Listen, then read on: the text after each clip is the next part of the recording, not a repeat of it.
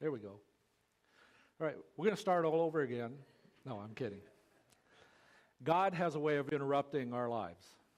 It doesn't matter what's going on, something will happen, and you may have the best laid plans, but God comes along and says, I got something else for you. I've got something else I want you to do. I want to move in your life. And so the best thing we can do is accept the interruption and take on the challenge, even when we might be filled with fear of what the future might have for us. Take, for instance, a very small thing, really, and for some, it's an interruption, especially when it happens before they planned it to take place. Small thing, but yet it's something that can cause the strongest man to get weak in the knees. It's that little word that says, honey, we're having a baby. And then you need to get to the hospital right now because the baby is coming right now. And you begin to think about all the things that could happen. But one of the major things, your life just got interrupted. Now, you can make it into a bad thing. I've seen people who have done that. I've seen people who have taken that announcement and say, oh, this is a terrible time and it's going to be the bad time, and so they get grumpy, and everybody gets grumpy and everybody's miserable around them. Or they can make a choice that we're going to make this into a good thing. My daughter was an oops baby. You know what that is, right? We weren't planning on her. She came 17 months later after our son was born. And yet, I wanted to make sure she understood that she wasn't unexpected. And so her name is Carissa. And the first part of Carissa is grace, God's gift to us. And so that's all I preach to her. You're God's gift to us. And the same with my son. The point is, when there's an interruption, and especially when you have a baby, change is coming. You either accept it and you roll with it, and you go with the changes as they come because they all come along at such and such a time. So change comes. What do you do when the baby's crying at 2 a.m? You get up, no matter how tired you are, and you get up and you go check on them because they either need to be fed or they need their diaper changed most of the time. And so you do that. And then that doesn't matter because sometime in the middle of the day when you're doing something and you've got something important going on, they start crying again. And they want something as well. The same thing over and over again is they need changed or they need to be fed. But you have to go adapt to them in their timing and of things that are going on in their life. Sadly, in our world today, there are those who run away from that. See, it interrupted their plans. And they do all kinds of things to change that event because they weren't ready for it. But I want us to understand that when God sends interruption, it means that He's turning off something to turn on something. I want you to hear that again, because God is about to turn off something in order to turn on something that is bigger and greater than you could have possibly ever imagined, especially if you accept the challenge of the interruption. You can fight it, and then everybody's miserable, or you can accept it and move with the interruption, God's interruption, the change that He's about to take place. And one of those interruptions, when Jesus came into the world, He came to turn off the darkness. But in order to turn off the darkness, He had to turn on something to make the darkness go away. And that's what happened about 2,000 years ago. In God's mind, according to Paul wrote it this way. He says, at the right time in human history, God sent His Son, born of a woman and born under the law. You hear that? He was born at the right time in history. Not according to your way of thinking, not according to anybody else's way of thinking, but according to the way of God's thinking. It was the exact right time in all of human history. He sent an interruption into the world in the form of a baby. And that baby was born to turn off a powerful enemy. But that baby was also born to turn on something unimaginably great. How many times have you listened to the true story about Christmas? When I take a look at who is here, there are those who are here have probably heard it more times than I have. You know what the story is. Take out the Grinch, take out all of the other stories that are out there, Santa Claus and everything else. When it all comes down to it, there's just one true story about Christ and about Christmas.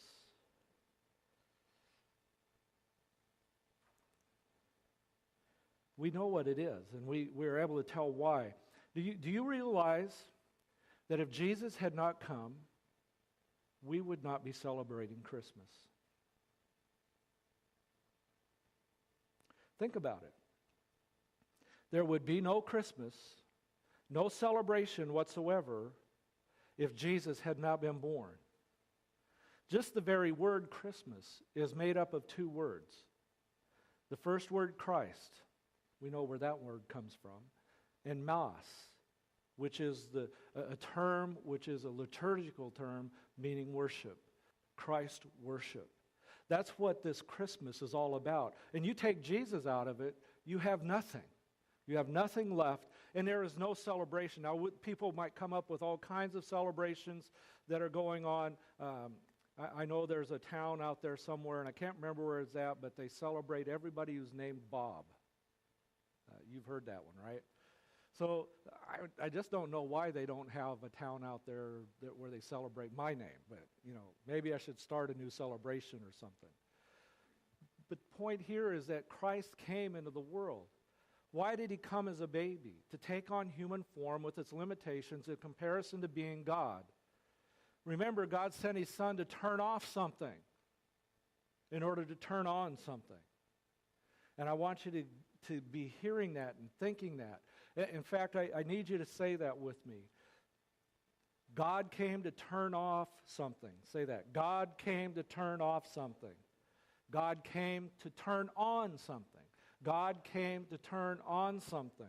I want you to have that in your memory, because God came to turn off something in order to turn on something bigger and greater. Now let's get into the Christmas story. We're going to look at two parts of it. We're not going to look at the whole thing, but we're going to look at two moments that took place. One took place before the birth of Jesus. It takes place when an angel comes to Joseph.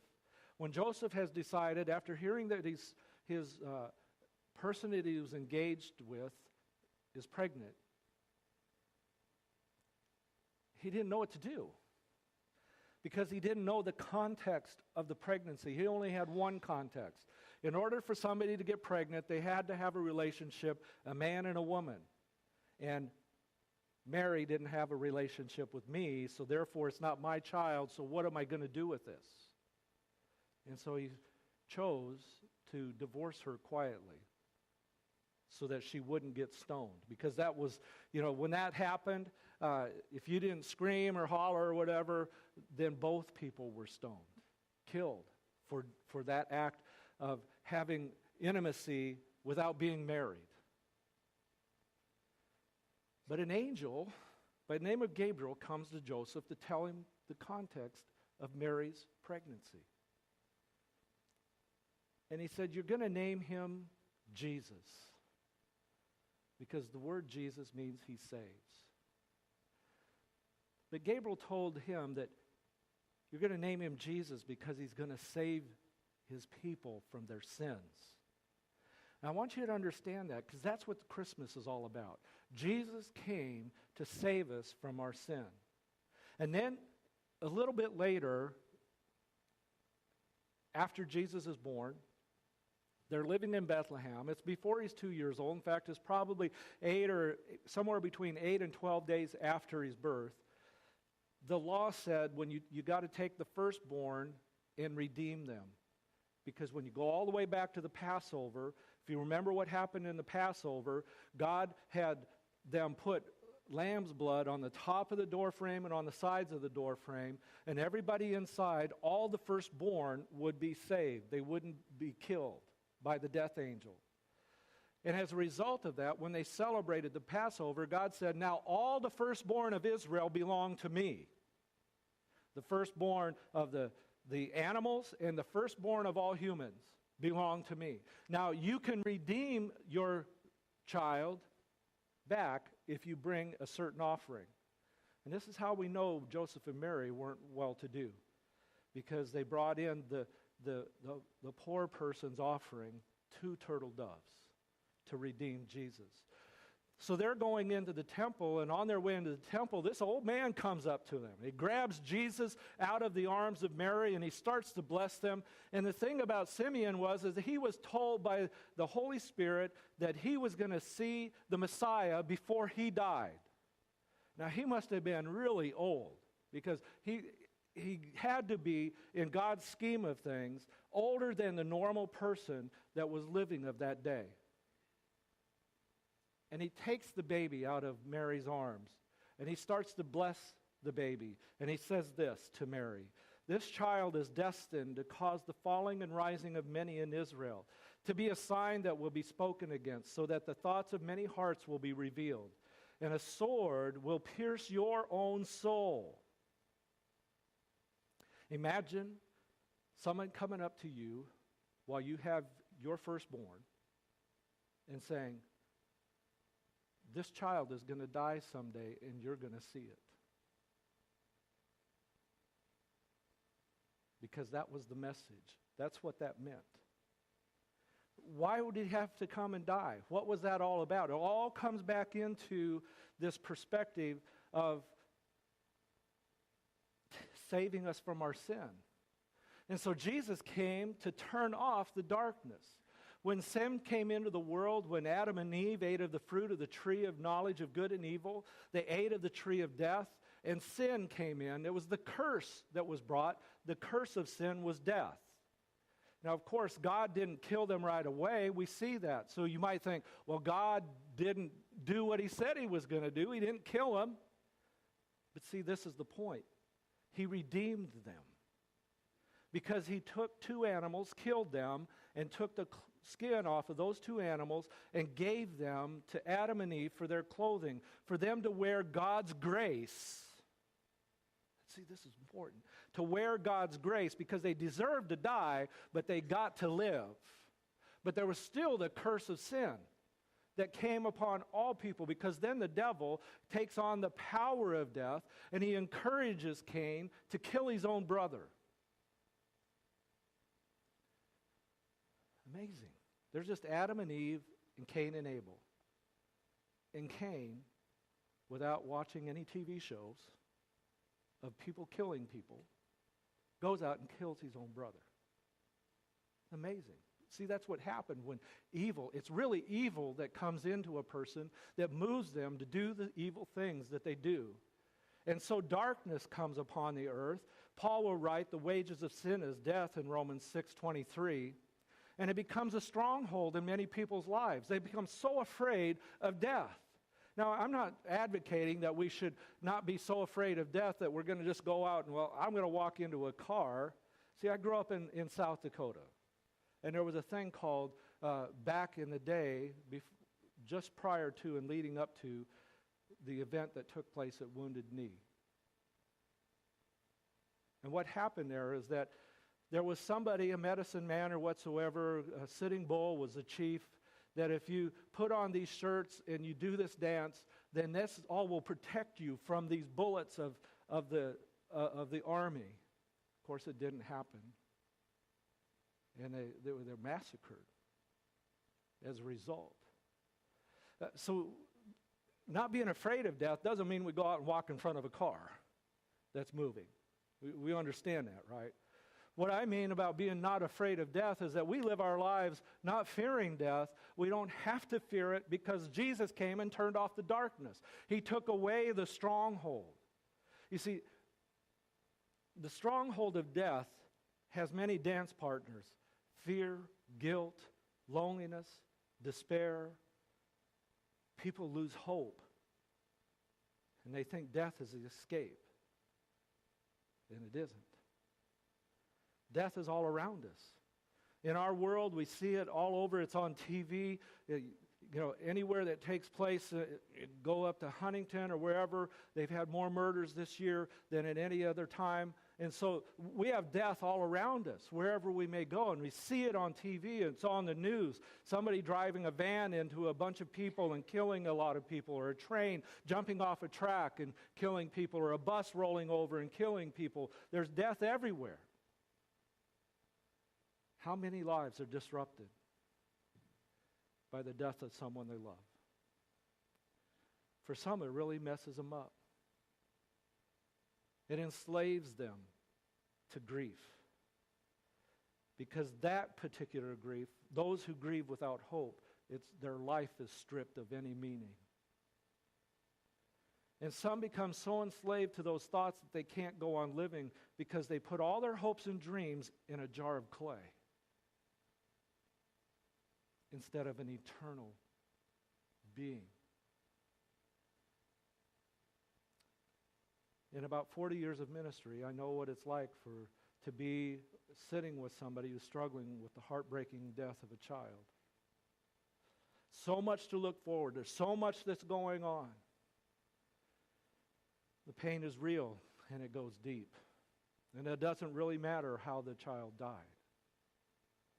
because every single one of them want to hold their child and kiss their cheek and wipe their tears and want to be with them when they go to the prom, want to go with them and help them when they go do the different events that all other kids seem to get a chance to be a part of. And then there's this deep question that keeps burning. Why? Why my child?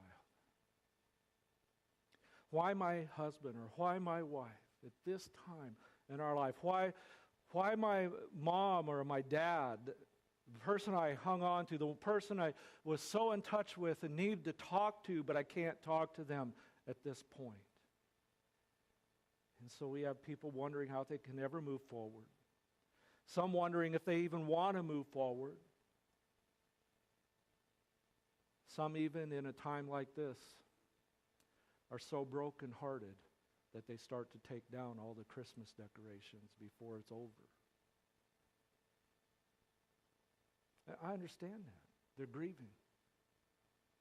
But that's what death does. It's easy to get stuck in an empty bubble, and it's easy because it doesn't matter how many years ago it's been, there's an empty chair at the table, Christmas again. The person we talked to, this person we laughed with, the person that we love.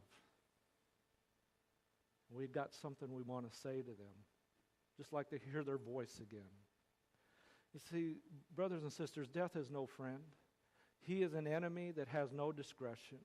There are no special days that are sacred. No age limit is kept from its cold fingers. It was on this day, a couple of decades ago now, my sister lost her husband on Christmas Eve. He was cutting down a tree, and the tree fell on him and buried him in snow. And all we hope that he was killed instantly, but we don't know. And the grief that overwhelms, that kind of pain, that kind of loss can consume a person that they just cannot see any way forward. Death uses its power to steal one's joy and peace. As Henry Wadsworth Longfellow wrote a poem as a result of grieving over the death of his wife from a house fire, and then a son who was wounded in the battle during the Civil War, the worst battle, the worst war that we've ever been in, ever, of how many people have died on both sides. And he wrote these words: "There is no peace on earth," I said. "Hate is strong and mocks the song of peace on earth, goodwill to men." And whatever it was that led him up to be in New York City, and he heard the church bells ringing on a Christmas. And he writes, "I heard the bells on Christmas Day. Their old familiar carols play.